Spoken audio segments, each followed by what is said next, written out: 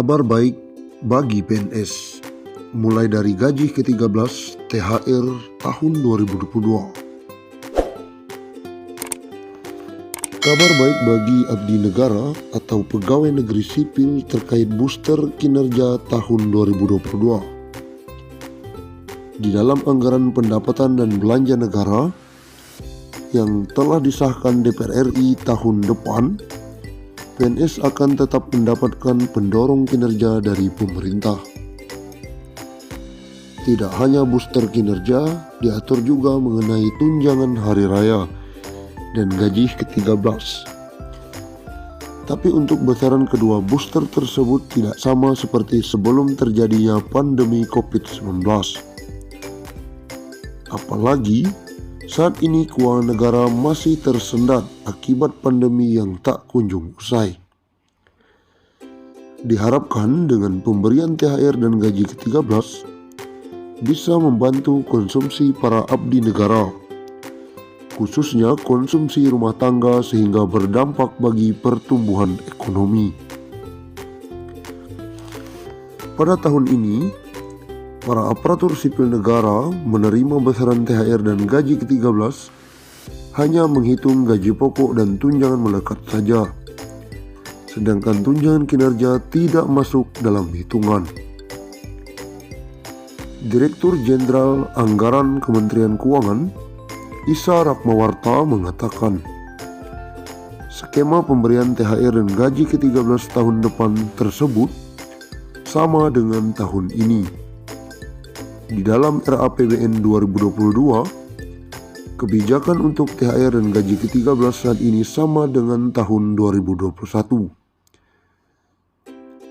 Dari pemangkasan tukin atau tunjangan kinerja yang ada di THR dan gaji ke-13 tahun ini, pemerintah bisa penghematan biaya anggaran hingga 15 triliun. Hasil dari penghematan ini digunakan untuk menambah belanja untuk penanganan dampak pandemi COVID-19. Lebih lanjut, dia mengatakan, program-program yang tidak prioritas masih akan tetap ditunda di dalam tahun depan.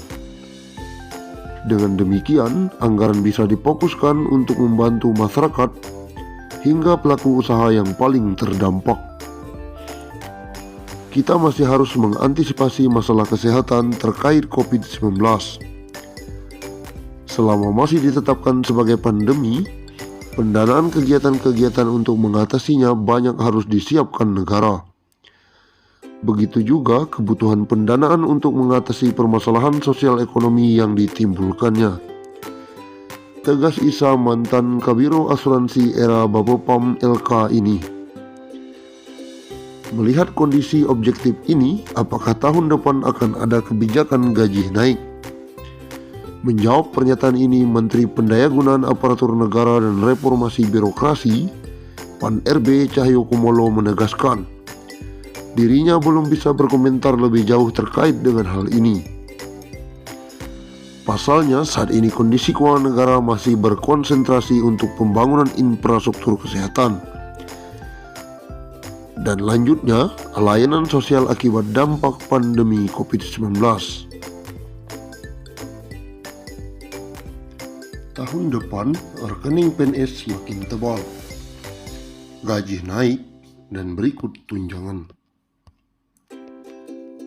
Bagi Anda yang bekerja sebagai pegawai negeri sipil, maka ada kabar gembira. Sebab tahun depan para aparatur sipil negara ini tetap mendapatkan booster atau insentif pendorong kinerja dari pemerintah. Hal ini tertuang dalam APBN 2022 yang baru disahkan oleh DPR RI. Beberapa booster diantaranya adalah tunjangan hari raya dan juga gaji ke-13 yang tidak pernah absen diberikan bahkan saat keuangan negara seret akibat pandemi COVID-19. Pemberian THR dan gaji ke-13 diharapkan dapat membantu konsumsi para abdi negara, sehingga berdampak bagi pertumbuhan ekonomi terutama untuk konsumsi rumah tangga. Namun untuk besaran kedua booster tersebut tentu tidak akan sama seperti sebelum terjadi pandemi COVID-19. Apalagi keuangan negara masih tersendat akibat pandemi yang tak kunjung usai. Direktur Jenderal Anggaran Kementerian Keuangan Isa Rakmawarta mengatakan skema pemberian THR dan gaji ke-13 tahun depan tersebut sama dengan tahun ini. Di dalam RAPBN 2022, kebijakan untuk THR dan gaji ke-13an ini sama dengan tahun 2021. Tahun ini, para abdi negara menerima besaran THR dan gaji ke-13 hanya menghitung gaji pokok dan tunjangan melekat saja. Sedangkan tunjangan kinerja tidak termasuk dalam hitungan. Dari pemangkasan tukin yang ada, THR dan gaji ke-13 tahun ini, pemerintah bisa menghemat anggaran 15 triliun. Ini digunakan untuk menambah belanja untuk penanganan dampak pandemi COVID-19. Selanjutnya, bahkan program-program yang tidak prioritas pasti akan tetap ditunda di tahun depan, sehingga anggaran bisa difokuskan untuk membantu masyarakat hingga pelaku usaha yang paling terdampak. Kita masih harus mengantisipasi masalah kesehatan terkait COVID-19. Selama masih ditetapkan sebagai pandemi, pendanaan kegiatan-kegiatan untuk mengatasinya banyak harus disiapkan negara. Begitu juga kebutuhan pendanaan yang mengatasi permasalahan sosial ekonomi yang ditimbulkannya. Menteri Pendayagunaan Aparatur Negara dan Reformasi Birokrasi, PAN RB Cahyokumolo menegaskan, dirinya belum bisa berkomentar lebih jauh terkait dengan hal ini. Pasalnya, saat ini kondisi keuangan negara masih dikonsentrasikan untuk pembangunan infrastruktur kesehatan dan layanan sosial akibat dampak pandemi COVID-19.